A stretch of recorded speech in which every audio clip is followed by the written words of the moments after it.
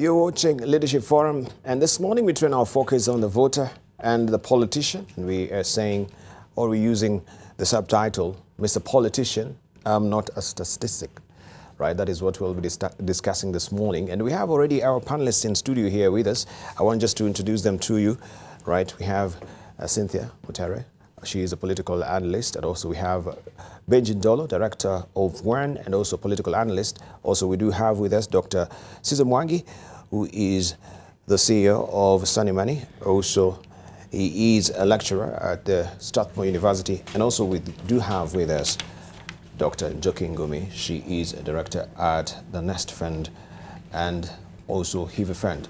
We'll be talking about this particular topic, and of course we want you to chime in. Hit us on Twitter, AM Live and TV is our profile name on Facebook, and of course our Twitter handle as well, and 20505 our SMS portal. So I'll cross over to panelists to weigh in, as you know, to just set the tone for the conversation here on Leadership Forum. Later they'll be walking to the lectern to tell us more about what they think, we being statistics or we are Kenyans. So how do the politicians perceive us? Cynthia, let's begin with you. Good morning, good to see you. Good morning. Are you a statistic? You're a Kenyan, right? Yes. What are you? I believe I'm a Kenyan. I don't see myself as a statistics. Of course, statistics are there for government to write policy, for planning purposes, basically, for those who are planning my life for me, to see how to deliver better for me. But as a consumer then of those services, I don't see myself as a statistic, but I see myself as an able Kenyan with expectancy from government. Right. With the heightened, tone and tenor of politics that now we have in the country, barely 2 weeks to the general election, how do you think the politicians are perceiving you? Are you just one of those people, just take your ticket and join the line? Or, they're really seeing you as a human being? I think they are a little scared of me, because many of them are going to do whatever I demand of them to do. And a lot of us down, especially at the rural areas, are really disciplining these politicians. They're like, I haven't seen you for the past 5 years, and I mean, let's do this deal. Give me what is mine right now, and let's leave each other at this, which is a sad state of affairs, because really, what value will you put on 100 shillings or 200 shillings or 1,000 shillings for 5 years? And so that's really how the politician is seeing me, as someone that they can buy off. But I really do want more than that. Do you think the politicians, we as Kenyans have taken them like demigods? They're the really people that we worship. Once they come doling out the money, then we say, this is the person that I want to vote for. Who has the power? Has the Kenyan, as a Kenyan citizen, realized that he has a power with his vote? Debarl, I've worked with you and talked with you for a long time. I could actually write a policy paper, a white paper on this topic. Our politics is completely dysfunctional. It is built in a broken, skewed fashion, primarily because of overemphasis on ethnic identification, on ethnic identity, and mobilizing around ethnicity. And so it's bound to fail. It has been failing, because all you do is have a few brokers, a few pleaders, not leaders, speaking on behalf of tribes, preaching siege mentality, and eating on behalf of those tribes. And so what we have to do, Debarl, is take this conversation from outside of TV studios and five-star hotels into the grassroots, into Gikomba Market, into Mukuru and Jenga slums, because it's a broken policy, it's a broken type of politics that ultimately results in poverty, ultimately results, Debarl, in a lack of accountability. Because what accountability is there if an ethnic mobilizer shows up once in 5 years, gives you 200 shillings, and goes on to occupy parliament and earn 60 million in salary, and have no legislation to show for it, have no development to show for it, and the only thing that we are really continuing with is deepening ethnic divisions, deepening tribal hate, and increasing the national debt. So it's a model, Debarl, that my challenge to my colleagues here is we have to, and I know some of them are in these, ethnic baskets so they can get elected. I understand that No, some of the guys here. Oh, really? They know themselves. No. Say loudly so that people can hear. You know, in Western, if you're not in Fort Kenya, blah, blah, blah, you know, in Ukambani, if you're not in Wiper, etc., you know, then people don't really, you know, it's a politics, it's a shameful politics built on nothingness. Nothing against you, my dear, but you're young. We have to do a lot of work. I will come round. We have to do our work to invent a viable machine, because this is not gonna get us anywhere. But I'll talk more about that in my speech. All right. Yes. Okay, let's hear from Dr. Cesar Mwangi. I think he said it. You said it. Thank you, sir. There's a shameful situation. There's a sad situation. There's an unfortunate situation that in this day and age, after more than 50 years of independence, we have the so-called politics that we have in this country, Yeah. which does not recognize the dignity of the people of this country, which does not recognize the intelligence of the people of this country, Yes. which is focused on self-interest rather than the greater good, the common good. It is shameful. And then we lament that we haven't developed as much as we should. We cannot develop in this way. Yep. So long as we have politics being played, or being the actors there focusing on their own self-interest, their own narrow self-interest, then we shall not go anywhere in this country. And that is the biggest tragedy we have. And the question you're asking, are we a statistic? Of course. The statistics that have been bandied around are nonsense like 10 million plus. Nonsense like 70% plus. Meaning, in that whole equation or that whole statement, there are blocks of individuals, not blocks of people, not individual citizens of this country who deserve some respect. And that is where our problem lies. Selfishness, selfishness, selfishness is what drives our politics, and that cannot get us anywhere. All right. Yeah. Okay. Dr. Njoki Ngumi, yes. So we've been categorized in these blocks of 70 plus 1, 10 million votes. Should we just sit back, rest on our laurels, and accept to be, in those blocks? We need to see these things with a little bit more nuance. We forget that power erects walls.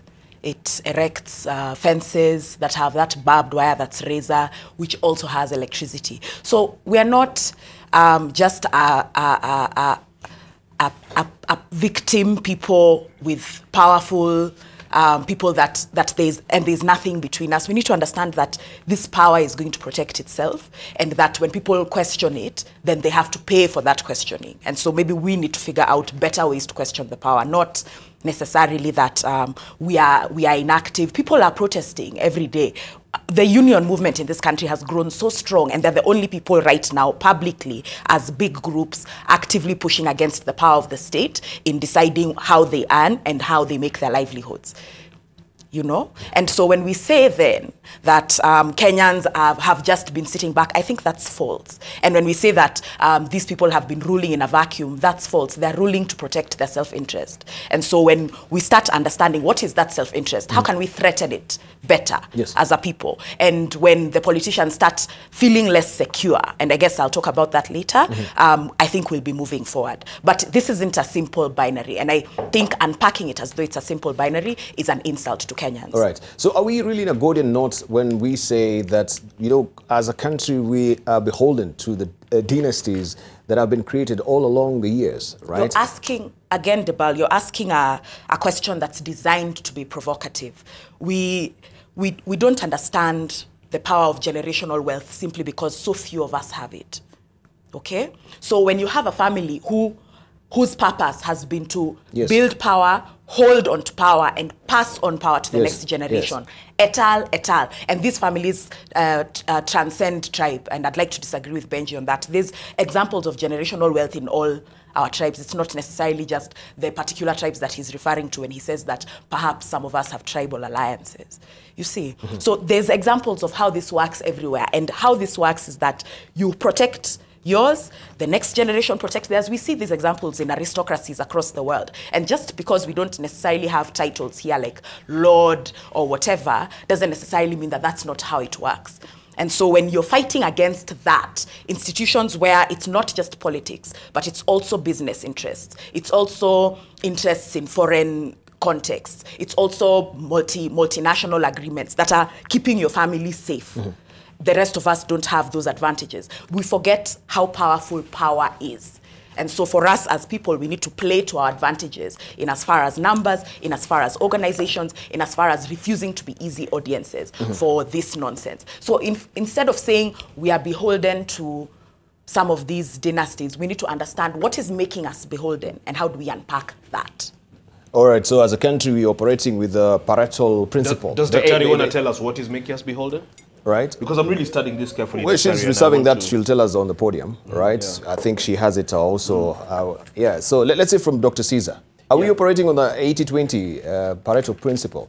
So the 20, which we can take them as the dynasties in this country, you know, they're holding the 80 of this country. And so it will be perpetuated generations to generations. I think let's look at this from the structure of our society, okay? If you look at our society right now as we speak, the vast majority, what is called the bottom of the pyramid, even the business people use this term, the bottom of the pyramid is extremely poor, okay? And that is where people are on a survival mode. Yes. Right?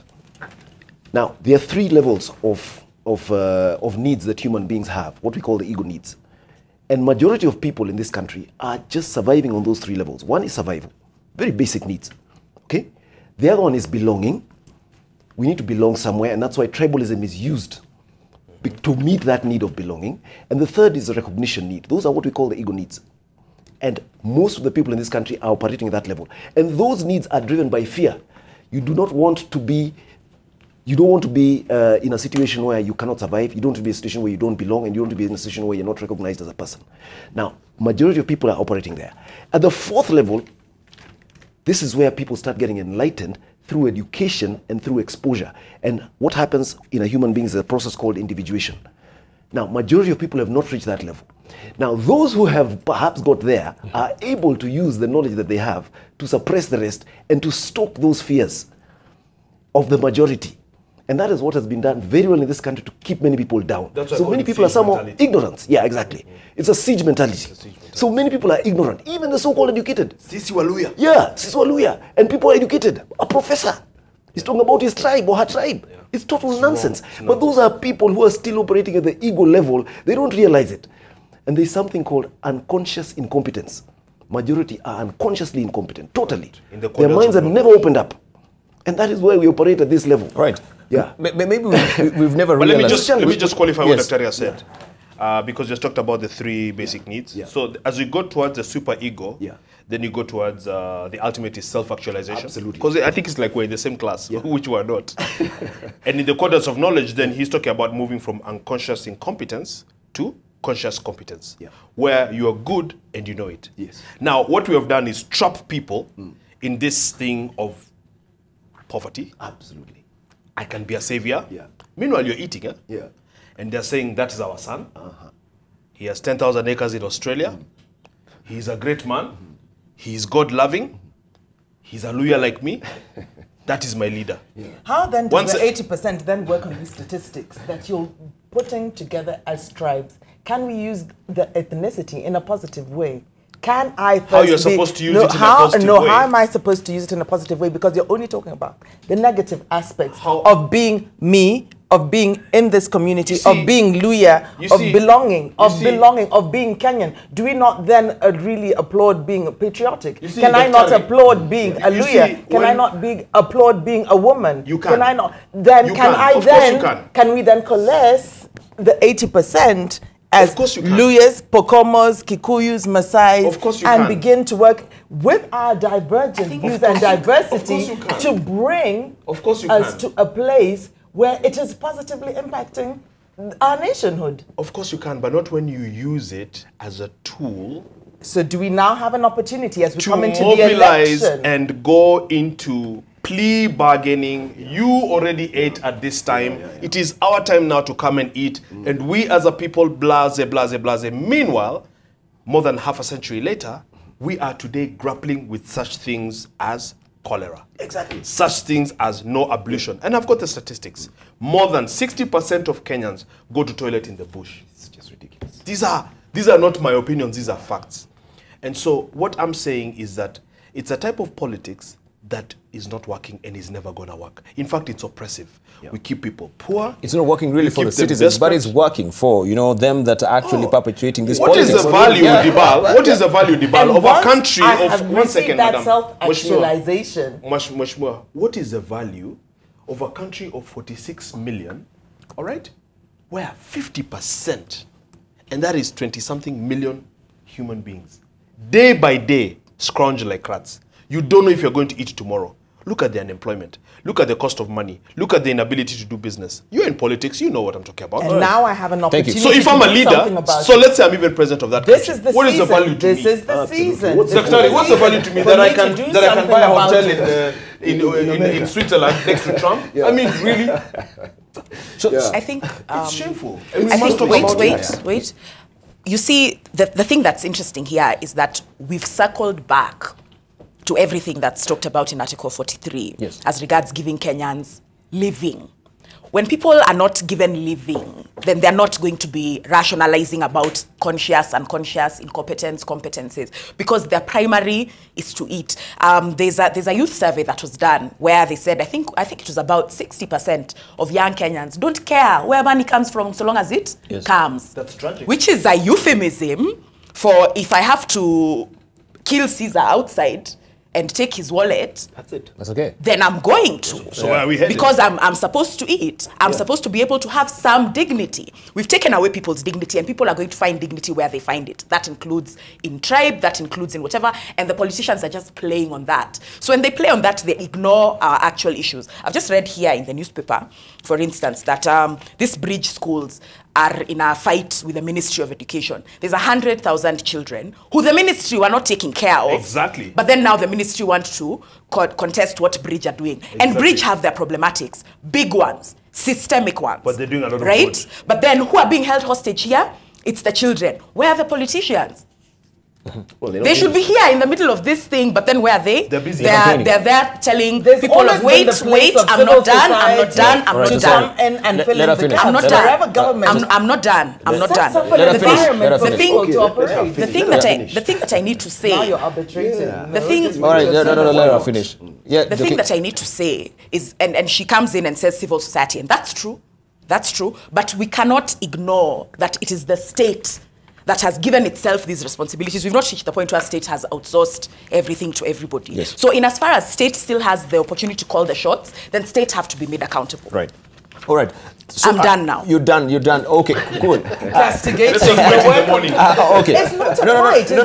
Yeah, it's a good discourse. And so you needed protection from the carry. Fantastic. My voice. I just have a strong voice, but I'm not in any way charging at her. I'm just bringing. And I know she's not. I'm not charging at her. That is totally allowed. You can actually She's a strong woman who can defend her. Fantastic. Debarl struggling across there, so I really had to come in. Yeah, you really. Yeah, you're helping me. Thank you. Right. So we need now to hear also your opinion this morning. You'll walk over to the podium and tell us more about this. Then we'll come and discuss. We pick some of the salient points that you'll have raised and discuss. So have Mabel with me just to help us keep time. Each of you have 5 minutes. You'll walk to the podium. Dr. Njoki Ngumi will tell us more about what you think. Even after us as a country rebasing our economy, the divide is still wide, and we don't know how we can bridge this rift right now. If we're still struggling with cholera in this time, an epic, in the 21st century as a country, and yet we call ourselves a developed country in East Africa, yes? As far as cholera, the thing that I need to say is that we've only seen cholera in the newspaper because people who have money are suffering. Yes. So we don't know what cholera has done in the spaces that are high risk, that are reportedly high risk for cholera. Okay, in places where people don't have clean water. And I had a really classist statement on local radio where they said cholera is aibu ndogo ndogo. It is not. It is a function of failed systems. And so if we cannot trust water to be clean, the water that comes out of our taps, the water that people are delivering in all these tankers across the city. And then this person on radio ignorantly says, you just have to wash your fruit, you just have to wash your hands, as though water is easy to come by in this city, and as though we can afford to just pour water washing things, when there's so many, there's children to wash, there's men to wash, and there's women who their job literally the whole day is to walk, fetch water, come back, use it to clean the house, and that cycle starts again. And we are wasting women's time, youth, and energy in fetching water in this country as though they cannot be doing other things to build the nation. So when somebody then comes and says, oh, cholera ni aibu ndogo ndogo, the aibu is in an ignorant thought like that. And Daktari, it is all the more outrageous, Debarl, when you find out that the county government in so many different sectors, parking, licenses, fees, collects in those different sectors a month more than 500 million shillings. Absolutely. All right, thank you. Going to public health, or there's a public health question. All right, thank you. Which has been right, Dr. Njoki Ngumi, I'll give you now the sporting chance to walk to the lectern. Njoki Ngumi, she's a writer, a thinker. Of course, she also held positions in private and public healthcare sectors in Kenya, and is now in charge of learning, monitoring, and research at the Nest Arts Company and Hiva Fund. She takes special interest in the circumstances and holistic outcomes of youth, women, and minorities, and participates actively in a policy dialogue, work, and practical interventions in several arenas to make equality for them a reality. She's also an avid Twitter user. You can follow her at Njoki Ngumi. Right, that's on Twitter. That's her Twitter handle. So she has 5 minutes. Njoki, beginning now, please tell us what you think. Your camera is camera one. Thanks. I guess...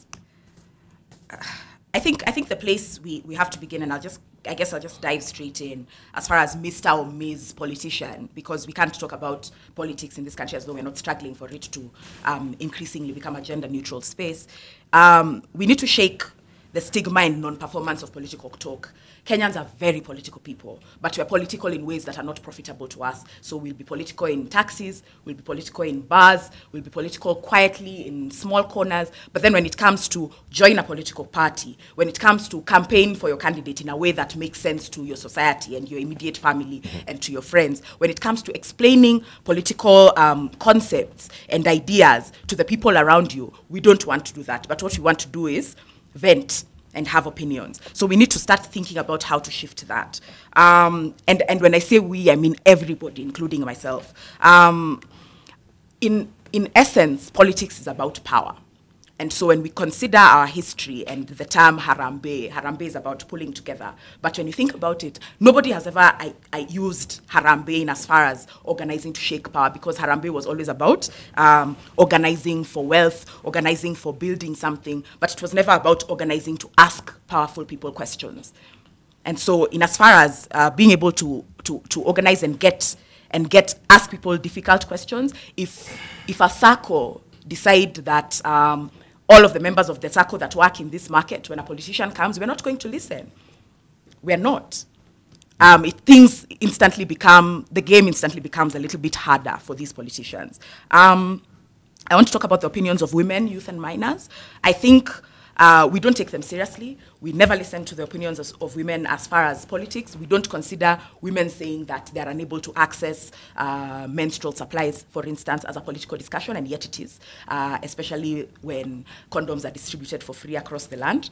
But somebody who is 15 years old now is going to matter very soon in a by-election, and it's definitely going to matter in the general elections that are coming. So in as far as not thinking that children should have political opinions, it then becomes very silly of us to think that 15-year-olds should be shut out of political discussions when in 3 years they are just going to become a voter who has to deal with this booklet that everybody has to deal with now. I want to say something about our organizing to build wealth as Kenyans. Even this organizing to build wealth means what we want to do is essentially buy our way out of needing public service. So we want to buy ourselves out of needing public security. We want to buy ourselves out of needing public water supplies. We want to buy ourselves out of needing public health, public education. And because we do that, then we don't question the systematic distractions of these systems that are supposed to serve us all. I guess my last 2 points is that we need to stop being easy audiences. We can't allow ourselves to be herded into corners to listen to these people and not have a way to speak back.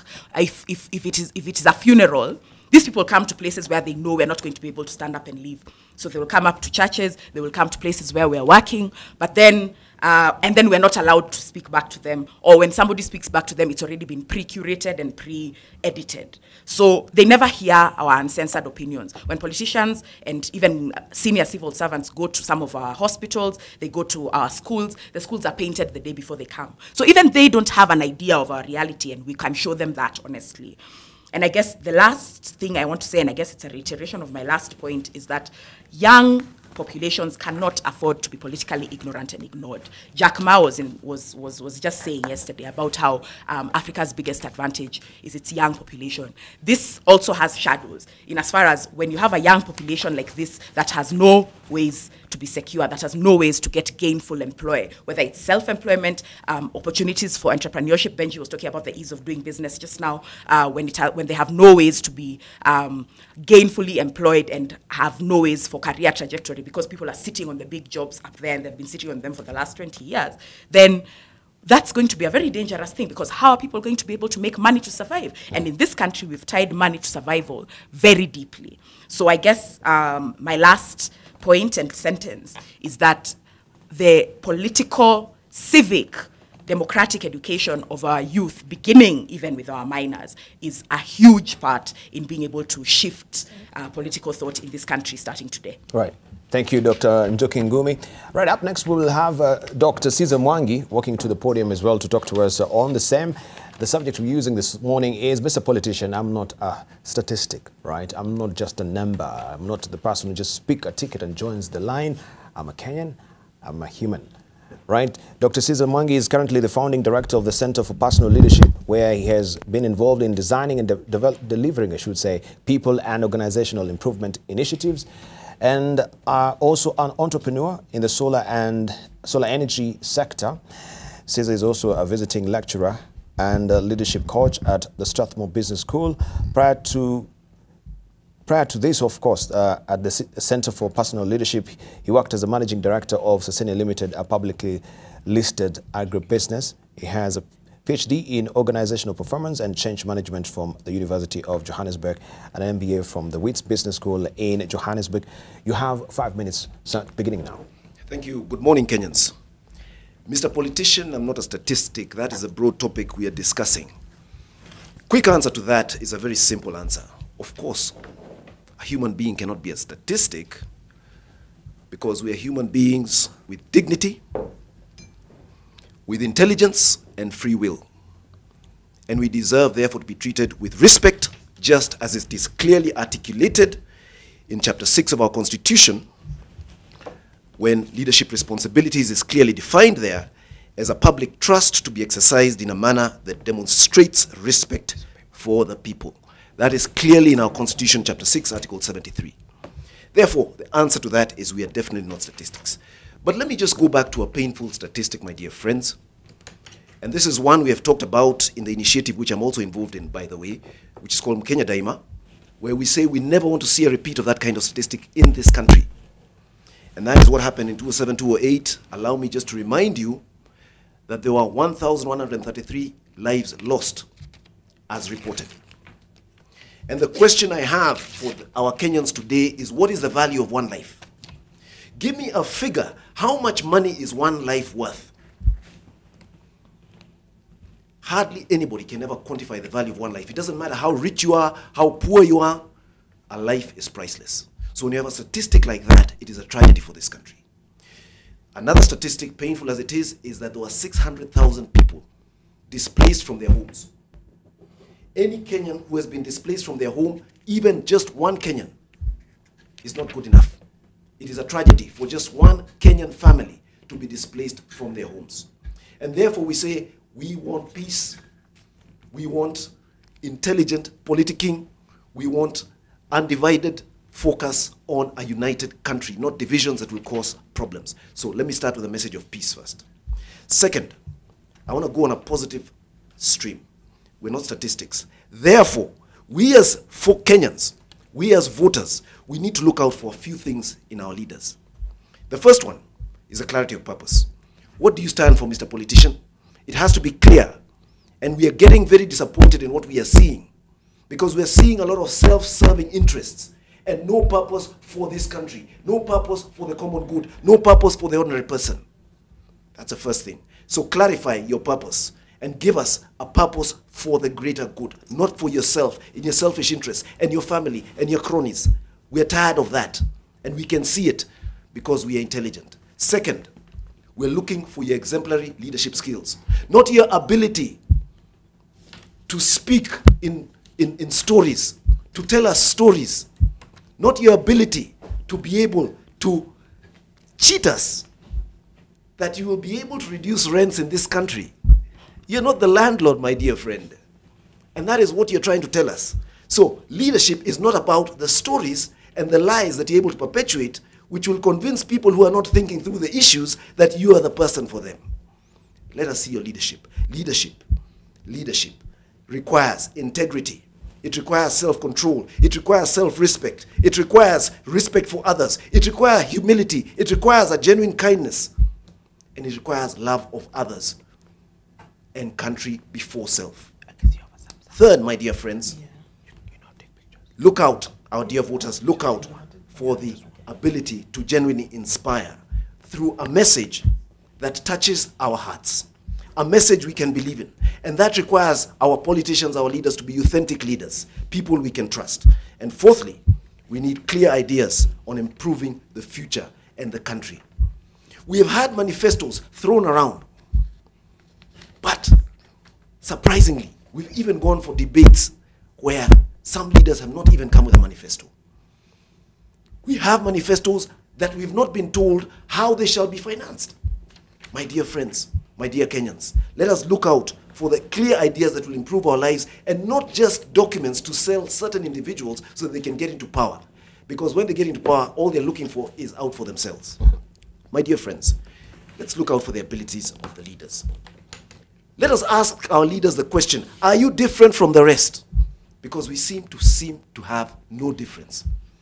And yet, we even here, in this day and age, we have actually been told who will be our presidential candidates in the year 2022. It is absolutely ridiculous, because there has been a pact done somewhere in a back room somewhere, and we've been told the arrangement is done. Are you different from the rest? We want people who will be different to take this country to a different level and move us away from the quagmire we are in. Next, we need to check the ability of our leaders in relation to whether they are nurturing their followers or they are just pushing them down and keeping them in a state of fear and division. Because it seems that is what is happening. We need people who can nurture their followers so that their followers can also become great and can also walk in dignity in this country. We don't want tribal chiefs and so-called messiahs. Finally, do you focus on the nation or your own interest? And we really need to focus on this one. Because one thing we need to realize is that there are two possible ideologies that we've noticed in this country. One, it's my turn to serve. We want to serve. We want leaders who want to serve. But second, which is so rampant, it is nauseating, is the one which you call my turn to eat. And it looks like, unfortunately, that is the one that has permeated this country. And it continues to permeate it. And it's only a few. And the rest are used as pawns in this game to get to that trough where everybody wants to put a snout in and get something out in the name of leadership. Jack Ma has been in this country, and I love what he said yesterday. He said, people should strive to pursue respect and not just material possessions. My dear voters, kagua kabla ya kuchagua. Think before you elect. Are these the kind of people you can respect? Can you trust them? Or are they just pursuing material possessions for their selfish interests, which at the end of the day, unfortunately, whether we like it or not, we shall leave everything here when we exit the stage. Thank you and God bless you. All right, welcome back. You're watching Leadership Forum here on AM Live. We continue a pace with our conversation here this morning, where we're using the title, Mr. Politician. I'm not a statistic. Before we took a short break, we had from Dr. Njoki Ngumi and also Dr. Cynthia Mwangi. And right now on the lectern, we have Benji Ndolo. He's the director of ONE, and also he's the former advisor to the 10th Vice President of the country, that is Honorable Kalonzo Musyoka. Benji, you have about 5 minutes. We have 5 minutes beginning now. Debarl, good morning, viewers. Thank you so much for having me. I'll try to be very concise, go to the points. Unlike our "we're so great" counterpart out there, let's leave the jokes outside. Debarl, more than 50 years after independence, what have we got? A growing population, 1 million kids born in this country every day, rising national debt, tribal hate, no jobs, basically an economy that is struggling for most, and a situation where even food is expensive. Many sleep hungry. That is a sobering reality for any leader, that many Kenyans sleep hungry, that many Kenyans have to choose between medicine for ailing family members, or a meal, or, as I have recently found out, that people are still paying some sort of school fees. 14 years after FPE was introduced, free primary education, which, by the way, was also looted under the Hungary administration in the Grand Coalition, Hungary ministry in the Grand Coalition government. Shameful fact, 60% of Kenyans defecate in the bush. Toilets are issues. We haven't built a new sewer line since the colonial era, even in Nairobi. That's why you have all these exhausters and whatnot, and having to dig boreholes, and now to deal with cholera in the 21st century. Why? Because we do a wrong kind of politics. A politics that cannot work. A politics that works for the few at the expense of the many. Basically what we have are manipulators who build ethnic shelters. They brainwash the people are allowed to be brainwashed. Siege mentality, Sisi wa Masai, Sisi wa Luya, Kikuyu nation, Kalenjin nation, Sisi wa Kamba, and then hide in those shelters to amass wealth for themselves. Because as I've said many times, there is no day that Raila Odinga boards a chopper with Jaluos. There is no day that Ntimama, flew for holiday in Sweden with Maasais. It's really all a fallacy. It's something that must change. 84% of our population depend on the 16%.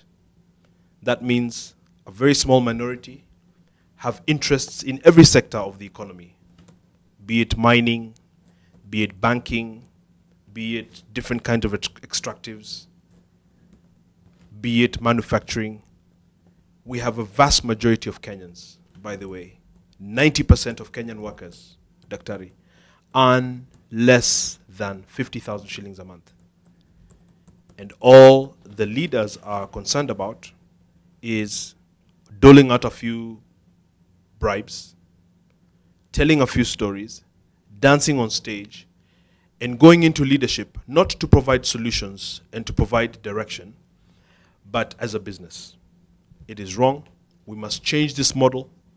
The onus is on especially our generation to come up with something that is completely different, that inspires our people to think differently, to understand the fallacy of tribal mobilization, and to, in actual fact, select and elect leaders that give a damn, that have an agenda, that have ideas and solutions, energy and a heart to serve. Without that, Debarl, it will be 100 years. We will still be talking about the most fantastic international slums in this country, the fact that we have no ablution, the fact that there's absolute congestion, and all that you seem to hear is that the governor is extremely wealthy, has collapsed a company, has a lot of money, We've lost a plot. We must change. We must absolutely change. We must change today. We must change in 2017. We must change as we move forward. Thank you very much indeed. Thank you. Thank you, Benji Ndolo, Director 1 there. Up next, we'll have Cynthia Mutere walking to the podium. She's a patriotic Kenyan who is a mother of 2. And also, she trained at the USAU in Management Information System, after which she worked in the private sector. She is right now also the chair of the Women's League of the Ford Kenya Party, has regularly been advocating, informing and educating Kenyans through various media about their human rights and the place of devolved government. Also, she is a social development specialist trained in gender and governance. Cynthia, you have 5 minutes beginning now. Thank you very much, Debarl. Mr. Politician, I'm not a statistics. While statistics may give me life expectancy, there are things I also expect out of life, and life expects out of me. And so I want to speak as your average Kenyan voter. Your voter, according to statistics in Nairobi, who would put me as the urban poor. Your voter in rural Kenya, that statistics would name me as the rural poor. And so basically the undercurrent for this is the poor in this nation. I feel a little vulnerable when I come into your meetings and I'm listening to you because I have a whole lot of aspirations and things that I'm looking for to see how I can live better as an urban poor person here in Nairobi or in any of the cities in Mombasa or in Kisumu or in rural Kenya. And I'm listening to you and I'm not quite getting the answers. Recently, Mr. Politician, you launched your manifesto and you gave a broad range of ideas that are always have been in our books and our policy papers for the past 53 years of this nation. And I really do hope that this time round, with the second election of our new constitution, that maybe there will be opportunity for us to even implement just a little bit of what you've written down and say that you'll be doing. Mr. Politician, you need to realize that we have telephones right now, mobile phones that have given us access to the internet, and therefore this access to internet has really helped me interact a lot. I've been seeing a lot of stuff in the internet and on social media that has really raised my aspirations, and I'm seeing that I've got opportunities, and I'm hoping that these opportunities will meet some of the programs that you're putting out there for me that will help me even be more dynamic to see how I can really improve my life, to get me out of this statistical demographic place where you have put me as the poor. My aspirations are to come out of this demographic space of being the poor to actually live a better life in this Kenya. The world statistics always put the poor in environments of conflict and hostility. And when I sit and I see how you have used my neighbor's son even to mobilize for you for this meeting, I'm seeing a lot of tension, and I'm just wondering if this tension really will be able to be contained even after the election on whoever wins. And so I find that I'm still in a very vulnerable position, even as a woman, because if comparatively with other nations, especially if you compare Kenya to Rwanda, we're always told that Kenya has done better to put women in places of leadership. It's because, I suppose, they went through a very tough time, sometime in their history, where they lost a lot of their men, their young men, and all the men who should be able to be occupying these spaces of leadership. And that has given opportunity for women to come into these spaces.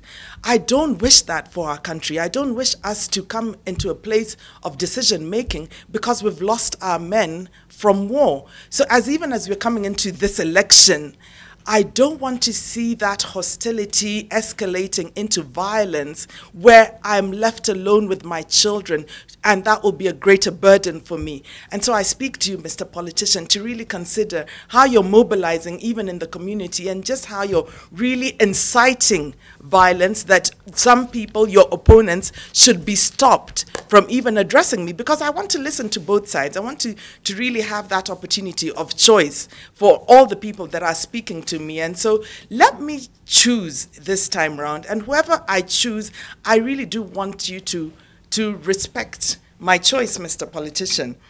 I just want to say that as a person in Kenya, I'm able to tolerate my neighbor with their divergent views. And so I'm asking you, Mr. Politician, to also be tolerant to divergent views.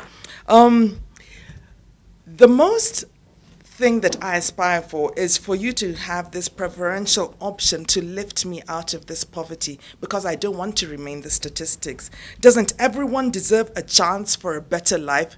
Mr. Politician, I'm not a statistics. I'm your average Kenyan voter looking for a better life.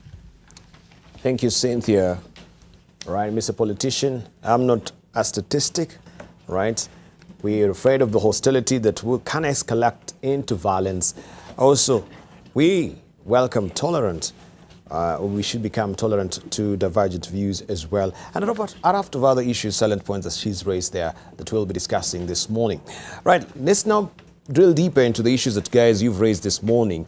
And I'll begin with you, Njoki, right? You mentioned Harambees, and of course, this has not even been used, by we as Kenyans, those platforms, to ask probing questions, powerful questions to these politicians, right? So why is that? Why is it that, yes, when we have such forums, we only think, yeah, this is just to offer or put, a pail in hand to ask for alms? First of all, I talked about Harambee, the concept, not Harambee, the organization of people to raise money for a thing. But even if we use that as an example, right? The people that we remember in Harambees are the ones who come and give 20,000, 50,000 at one go, and they're the ones that are usually publicized. We don't talk about the many who give smaller amounts of money because they don't deserve to be named. You see, so already we've created a situation where we prize the people that bring large amounts of money over the rest. The second thing is that usually when you're bringing a large amount of money, you're also given the chance to speak. And for politicians, it's like a gold mine, because some of the times, and we've been told these stories all the time, these politicians are not pulling money out of their pockets. And even if they were, it would be a problem. Because if you're supposed to be able to produce, we expect you to produce 20,000, 50,000 at a go for X or Y or Z, where are you getting that money from? Because even us, we don't have it. So if you're getting it easily, there's a problem there that we've not unpacked. But if we go back to this 50,000 essentially buying you 20 minutes or so to tell Kenyans about your agenda for God knows what, or to inculcate Kenyans with your prejudices about other tribes or other people, or inculcating Kenyans an idea that we are a we when we are not. We are not a we. By the virtue of this gathering, already we are not a we. You're coming to give us money for a thing we don't have because we were unable to get it ourselves. So we are not together. If you think about even the reasons that Kenyans are usually raising money, it's usually to access an educational opportunity, or to bridge a health gap, or to pay for end-of-life things. You know, these things that Kenyans usually gather to raise money for. Perhaps there's also weddings, but I don't want to talk about weddings now. But if you think about health, education, end-of-life expenses, these are things that ideally it should be easy for everybody to get. And these politicians, it costs them less to give you 50,000 at this whatever situation than to go and start having difficult conversations about dysfunctional systems that started breaking down and that are increasingly complex for every year that we are forced to deal with their dysfunctions. So we need to realize that these Harambees, when we accept money from these politicians, when they come to our churches and we allow them to contribute to our roofs, so that then we have to listen to them the same way we listen to the pastor, where we cannot speak back, then we are perpetuating this culture of one-sidedness, one-sided given, one-sided opportunities. Right, and one-sided opinions. And one-sided opinion, because now, yes, there's that rift that is there, and we always look to them as demagogues. Right, Titus Ogira is a bit. He's a bit. Just a moment. Just a moment. Titus Ogira is a bit ruffled by what you said. He's asking, what does Dr. Caesar mean when he says some leaders are not landlords? That is a problem when our self-proclaimed scholars talk like politicians, right? There you have a tweet there. And maybe you want to respond to that particular tweet? No. Debarl, I've read in the press a statement that rents will be brought down in some political rally. Okay? That's a fact. It was published in the daily newspapers. Everybody reads the daily newspapers. That's all I'm quoting from. Exactly. You understand? It's a fact. So let me not. You cannot say I'll bring down rents when I take over power. You're not the landlord of everybody in this country. That's a fact. So there's nothing else I'm saying there except what is stated in the papers. Why is this so rattled? Yeah. Why is he defensive? Precisely. Because Daktari is not coming out to even give a solution. Because now, when you're talking about rent controls, what we need to be talking about is basically that whole continuum of life. When I'm born, I want an education. When I get an education, I want employment. When I've got my employment, I want to live better. But then the whole conversation about rent controls, should we now be going in that way, or should we be talking about cost of building and construction? Precisely. So when you give that comment and it's come from a politician, I think what he wants to hear you say is a solution, probably, as a doctor, because we are not a solution, or giving him an alternative. Because his politician idol is being touched. And so that's precisely what we're talking about on this show. Should we not on this table give some form of alternative to that? So that's what we want to do. But we are also preaching against this whole thing. So he says that you have commented. Okay, just a moment. He says that you have commented on this without giving an alternative. Right. No. Go back to the tweet. Yeah. Okay. Go back to the tweet. All right. Just a moment. To Let's go back to the tweet. And I think you are actually substantiating what you say. Precisely. So just give him time to Where is the request for solution? Benji, just a moment. Because he just said it without giving an alternative. That guy is just banning because he's ethnic. He is not. It is not an all right, guys, listen. All right, Cynthia. No, Cynthia. A politician. All right, just a moment. Can we just go sequentially? Let's hear from Dr. Caesar. He will give you an opportunity. Thank you. It is very simple. Give him time. It is very simple. This was a public statement made on record in all public media channels, right, which was aimed at wooing people to vote for a populist leader. You understand? But it is a simplistic statement which is not honest, because there is no single person who can actually just say, I will bring down rents in this country. It is a complicated issue, as you rightfully say, Cynthia. You know, there are a whole range of issues. Hold on. There's a whole range of issues to address the cost of living in this country. And if we're to address that cost of living, one of the most important issues to address is the leakages in this economy. You understand? There's a whole process there. So you cannot go and claim that if elected, you will bring down the cost of living, and part of the components, an important component of the cost of living, is the rents. And that is why that statement was made, and it was published in the papers. And I said, we do not want those kind of leaders because they are not being honest. That is all I said, and it is a fact. Further Debarl. After the violence of 2007, just a moment. One second, Debarl, I'm just qualifying what Dr. Ria said.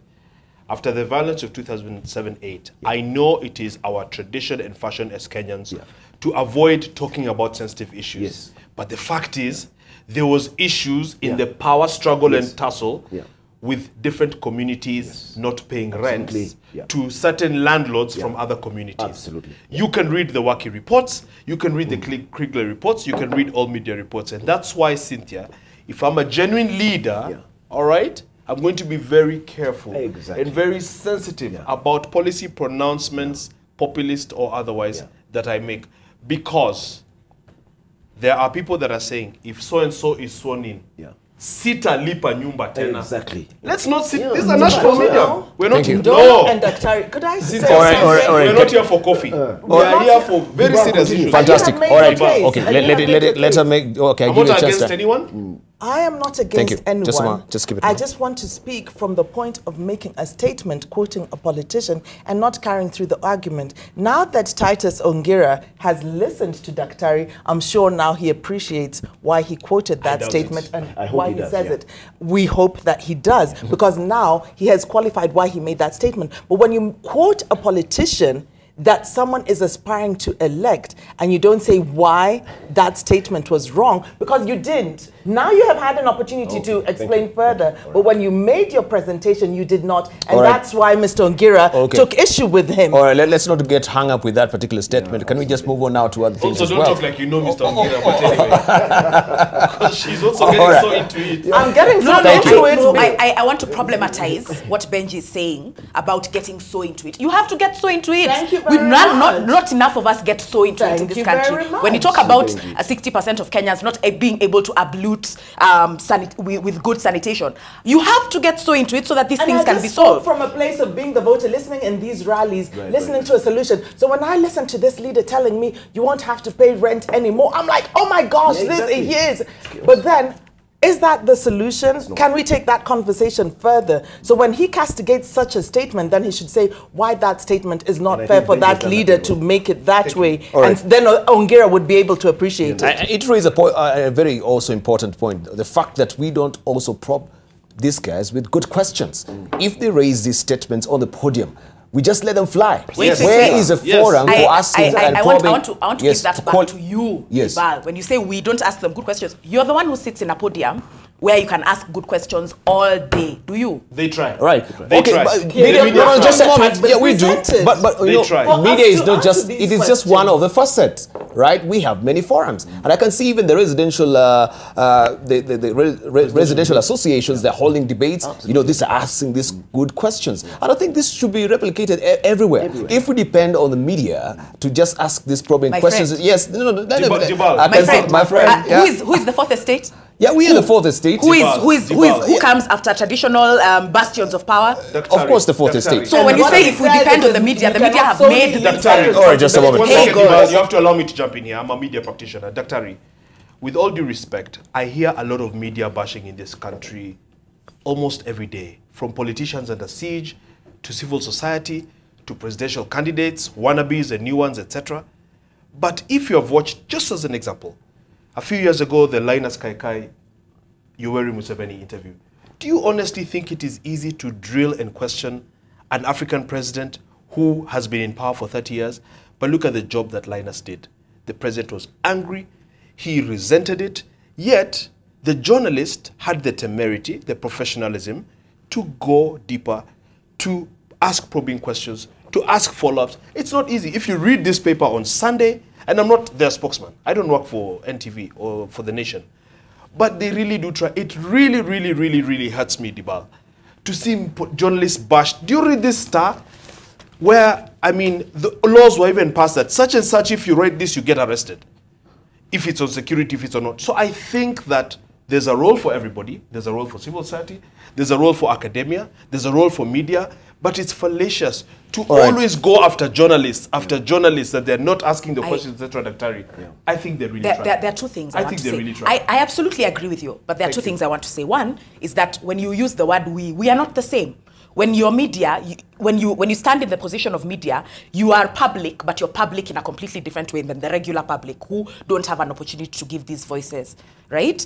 Are we covering these residential association debates the same way we cover all these other debates which we know that Kenyans are going to be watching? Are we making sure that Kenyans are watching these things? So I'm just saying that we need to go deeper into trying to assure audiences for some of the things that audiences need to be assured for, even though as people we've been primed to only turn on our TV, to only pay attention when it is the primary candidates, right? I know local FM stations have call-in times, and I've been listening. I mean, if you go back home and actually tune into your local station, but there's the distortion of information. When you give civic education, then people start calling in and asking questions. There's actually that woman, I have actually my great aunt, who was asking, you know, I listened to the civic education, but then they start answering these questions. They think that the call-in is also part of the civic education, so it's all distorted in the end. So that the civic education and the call-ins where people...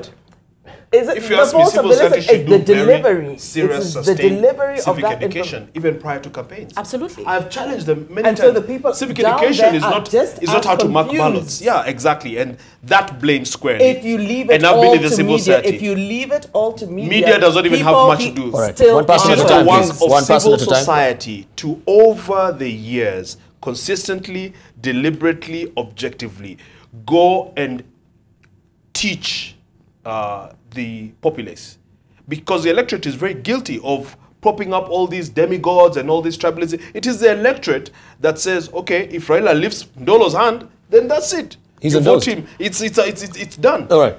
All right. Whether he's a performer or not, I'm just saying. Okay, let's hear from. So Okay, civil society fantastic. demands. We'll come to you. Fantastic. Let's hear from Which, Dr. if I Caesar remember Mwangi. correctly, All right, we'll But come. no, Thank funding you. is not just All right, for just press a moment. conferences. Dr. Caesar Our Mwangi. budget Yes, goes to Debarl, yes, support Debarl. civil society. All right, Cynthia is Dr. Caesar Mwangi. Yeah, you know, there's this back and forth, which I think we lose opportunity to speak to the nation. I think what we're basically saying today is that we are so enamored to certain individuals that we do not even want to see a blemish in them, even if it is so obvious. Correct. And this is the problem that we have. Let us call a spade a spade. It doesn't matter if that person is from your tribe. It doesn't matter if that person is your uncle. It doesn't matter if that person is your brother. Let us be honest. We want good leaders for the common good of this country. I think that is what we should be focused on. And the fact is, from your mouth comes the good or the evil that is in your heart.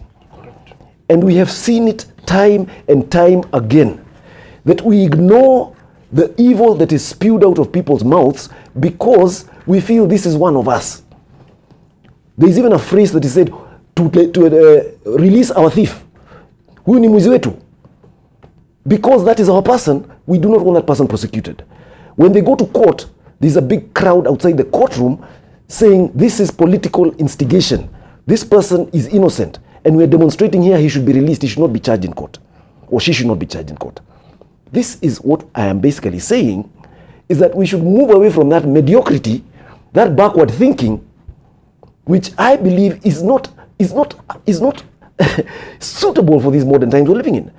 We live in a globe where we go to compete, but yet we've gone back to our cocoons, tribal cocoons, like the hunters and gatherers of 9,000 years ago. And this is where I'm saying we have a problem. We're trying to be a modern society, but we're living like hunters and gatherers. Right. For survival. Okay, Dr. Njoki Ngumi. I think to be fair, even hunters and gatherers had better moral codes than we do. I want to say one thing. Kenyans don't become suddenly irrational and protective of their own when it's politicians. We are irrational and protective of our own across the board. There's even an example here in Nyandarua. The police are asking residents to help them fight defilers. All right? That means that in this context, they have an idea that the community are hiding people that defile girls, women, children, boys and girls, but then they are not coming out and reporting these people. So in as far as this is concerned, we are always going to hide our own, we're always going to protect our own, and especially the ones of us who are helping us. So if these defilers are breadwinners, if these defilers are the ones that are keeping households going, who do you think is going to go and report them when his report means that we're not going to be able to eat? So we need to interrogate this thing of why, when we protect, are the reasons for protecting irrational? Is it because which candidate held up this person? Has this person actually done something for us? Some of these people out here think that because so-and-so came to our baraza and gave all of us branded petroleum jelly, it means that he's for us. And you go home and you use that petroleum jelly on your baby because maybe you couldn't buy your own petroleum jelly. And now we have to ask those questions. The second thing is that we cannot afford to be ahistorical about the reasons that we don't have synergies between academia, between civil society, between media and the people. These things were systematically broken down in governments before, and we need to be honest. We need to be honest. There were times when all these people were in constant conversation, when organization was much better in this country. But the state worked, and successfully so, to break these connections between academics, civil society, when all the university students were there not knowing whether you're talking to a spy or to somebody who's in your class. And these things are living on in our inability to start good conversations. So you're right when you say that I shouldn't castigate media alone and that other people have powers, but we need to ask ourselves why these powers are not what they used to be. All right. I want us also to drill deeper and see who are the kingmakers in this country. Right, we've actually set as a segue in this conversation that we had before that yes, we are being led by the 80-20 principle. That is what we are alluding to. The 20%. Who are these 20%? Can I give you a hint? Right. Can I give you a hint? We know of corporatocracy. We know of the business community in this country. Even when you look at what we had also recently on the front page of NASA. This was from the Star. This was the 29th of June, where it says this is actually the Star. that NASA is being funded by corruption cartels and NGOs. This is what Ruto was saying. And of course, they came forward to actually, you know, stoutly deny this. But it raises the question, who are people who are running behind the scenes? Can I give you a hint, Debarl? Because I think candor and honesty in public debate is what can trigger for something to shift. You know, we don't come here and be too complicated, too complex, too much jargon. When an educated 60-year-old something lady, a cabinet minister no less, says, kama Uhuru ataenda kwa dege, tutatoa guo, tutarara chini, tutatoa guo. This is who she's talking to. And that's the problem. It's a kind of politics that takes away, we've just raised issues on this lectern, Debarl, very serious issues on needs, on the need for human beings to aspire to certain levels, don't live like animals, on decency, etc. And why I'm raising this is because if we don't get serious about the business of governing, Debarl, how are we going to move from fantastic slums and informal settlements to decent low-cost housing? For example, this country, Dr. Ngumi, one second, Debarl. No. This country runs a 300,000 houses unit. Who are the kingmakers? That's my question. Let's talk about our policies. Can we now drill deeper? Because we always being told that there are cartels in this country. There is a business community, but we've never been given the faces who are running these cartels, right? So who really forms the government? Is he the Kenyan in the Mashinani? Who are these people? It's a whole continuum. It's a tribal landlords. Let's begin tribal landlords. Bring it really down to the very nucleus. It takes a village. Because then when I'm being raised in the village, if my brother is doing better, I come from a hereditary fisherman kind of fisher folks community. If I have a better catch, then I feed the entire homestead. And it's gone that way. I am doing a little bit better. I have sold my fish, I'm doing a little bit better, and I'm able to educate my brothers. And then if they come up, they're able to do it. And then you have that chain effect. People who always stepped up from the community were one step ahead in every community. And then you find when we come into independence, then there were those who went abroad for education and came back. We hear that, especially when the widow of Biwott was eulogizing, saying what the other side of Biwott that we never saw him, his philanthropic attributes that we did not know. And he's speaking about the politician that we have smeared and called him all sorts of things and knew him only the negative aspects of him that came out in public as the total man. But we hear the widow saying, I will shout now as I bury him, saying these other philanthropic things. So who are the kingmakers? That person who's doing a little bit better and comes back and pulls you up. And that's the way our community... Yeah. I know I'm saying a lot of words, but I don't know if you're catching what I'm saying. You're not, because I'm saying... If you know what these allegations are against going and building a small church in Bomet, I mean, really... I'm just saying, if you're doing better, then you help your brother. Up to today, we have no... Then you will always find the person who is one step ahead coming back to... All right, thank you. Yeah. All right, Benji, not Benji, Caesar. Debarl, I agree with Cynthia.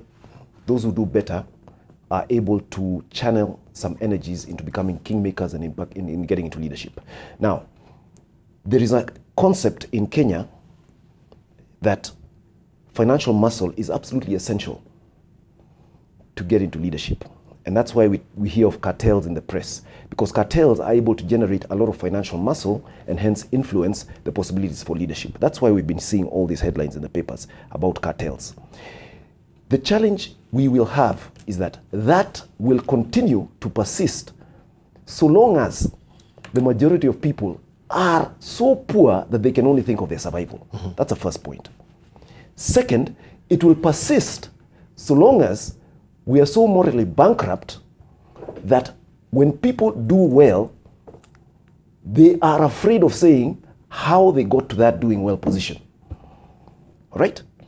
Because more often than not, that doing well is characterized by a vicious looting of state resources that should be going to those poor people who are totally impoverished. And then, after you do well, then you become philanthropic. Right? I'll give you a simple example. you're a leader who is very philanthropic, and you go to a Harambee and contribute to a church. And everybody says, this is our man, he's a great man. He always supports our church, and he's built this church. Right? But, just an example, you were at one time a minister for roads. Or energy. Or energy, or health. And whatever contracts came through, you had a say in those contracts, and you had your cut. You understand? And that's how you became moneyed, and that's how you became philanthropic. But because you build the roads very poorly, instead of a 20-inch layer of tarmac, there was 10 inches layer of tarmac made. The potholes soon came out of the rains. And then the matatus were dodging accidents. Deaths. So the same people you're being philanthropic to, you're killing them on the roads. You're also burying them. If you're a minister for health and you had deals with some health service providers and you got substandard drugs, yes, these went to the dispensaries, the public places, and the same people you're being philanthropic to went to the dispensaries, they got fake drugs, yes, they died of illnesses that could have been solved. And that's what I'm saying. That's what I'm saying. That is the problem. To check. We have a moral bankruptcy. Moral bankruptcy. Even if we are doing well, we are afraid of saying how we are doing well because of the way we got there. All right, Njoki, then we'll come to Cynthia. Well done, the purpose of a cartel, if it's successful, is to remain unknown, unseen, faceless. Yes. So in as far as we say, who are these cartels, we don't know them, they have succeeded. All right? That's number one. Number two, the idea of cartels influencing political outcomes is global. It's not just a Kenyan thing. We hear about it all the time in the US, we hear about it in the UK, we hear about it everywhere. It's not an African thing. It's not when people outside in different sectors, whether it's business, private sector, whatever, even within government itself, join forces to game the outcome of an election, of an electoral process, whatever. This is a global thing, and we need to understand it contextually. The second thing I want to say is about the people who profit of dysfunction. The people that own all these trucks that give us water because the city council is not giving us water, or the people that own all the garbage trucks that collect our garbage because the city council is not giving us garbage collection services, and they haven't for decades. All right? If the city council suddenly decides that they want to take back that service, they are threatening livelihoods for some people.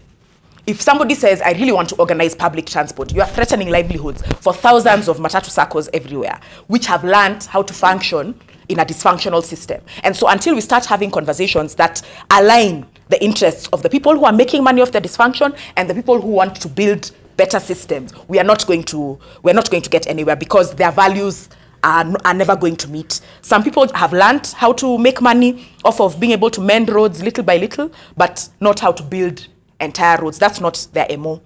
And so until those people can agree, then we're not going to be able to move forward. Mm-hmm. All right, Cynthia. We give ourselves independent institutions to check the politician. That's a story.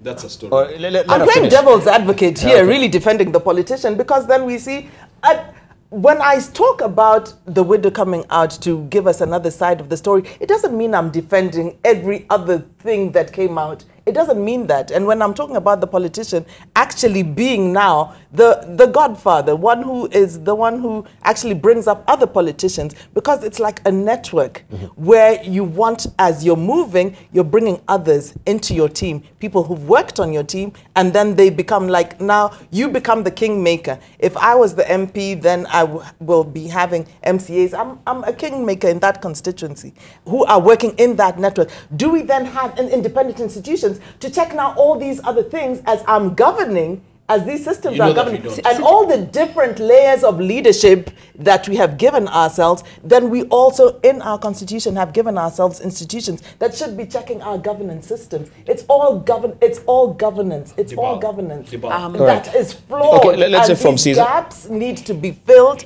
by these institutions. Thank you, Dr. Caesar. Yeah. Very briefly. I hear what Cynthia is saying, and I can say it is not just about governance, right? Let us go to the core of where development starts. Development starts in individuals, up here in the mind. You understand? We said there's a process of development of an individual. Education is supposed to help you develop as an individual so that you can think.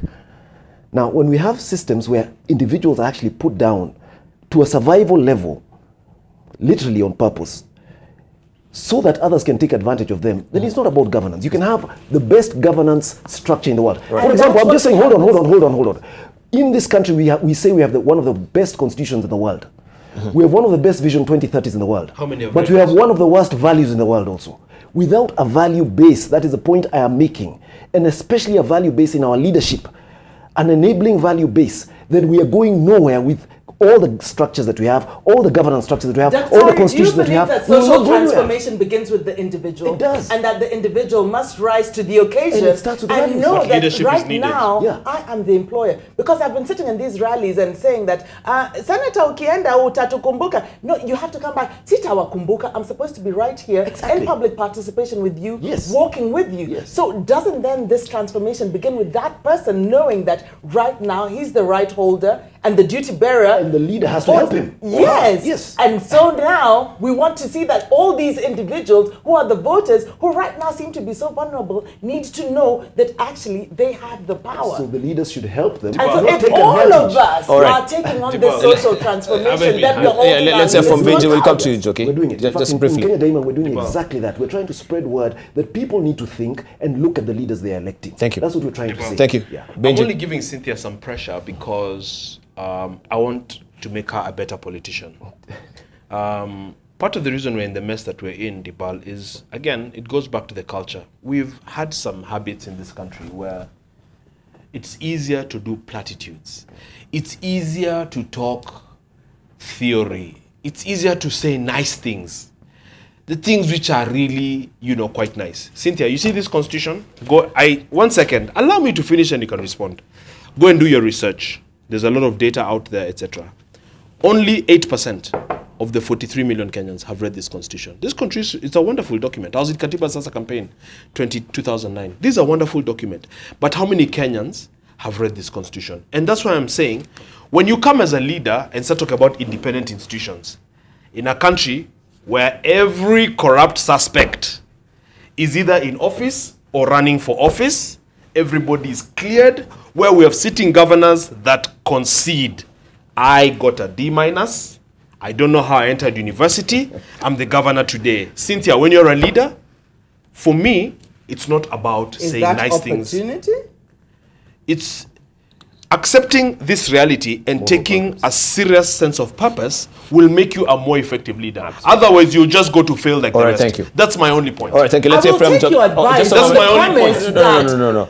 You That's my are only speaking point. from a point of superiority, really. Superiority how? Speaking as Because if- I'm not accused of No, corruption? no, because you think that every Kenyan politician is rotten to the bone. Doesn't the entire society, as Daktari, now the social expert here, knows that it is a give and take and it's a whole I'm telling you consumer All right, thank you. that and the whole story provider. of independent institutions we Doesn't can only work. believe Why? when the UK invites our DCI one day, like we invited to Scotland Yard, to do an investigation. All right, thank you. Let's hear from Njoki Ngumi. When we get answers Njoki, from Jacob please. Zuma. Yes, three things actually. One is that you're right. When he says, I'm trying to make you a better politician, he's coming from a point of superiority. You're making one another better by this debate. Let's just end it there. I don't believe that we should coddle the feelings of politicians. This not all politicians is like not all men. When people say not all men are trash, it is up to the politician to prove to us by deeds, not by words, that they are better human beings. I despise, Benji, when people start talking about educational levels in this country. How many people have that D-? And can we interrogate that D- better? We can and should be led by people who have achieved D-. Maybe they're better leaders than they are students.